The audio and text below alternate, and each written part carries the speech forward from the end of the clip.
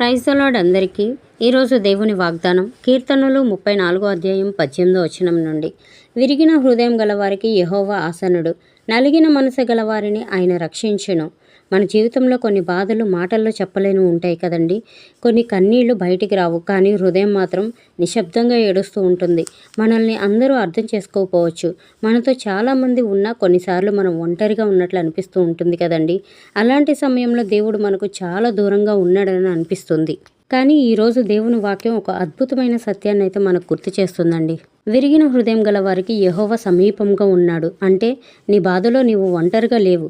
నీ కన్నీరు పడే ముందు దేవుడు దానిని చూస్తున్నాడండి. నీ హృదయంలో ఎవరికి తెలియని గాయాలున్నా వాటిని సంపూర్ణంగా తెలిసిన తండ్రి ఆయనే. దేవుడు ఎప్పుడూ కూడా మన బాధను చిన్నదిగా చూడడండి.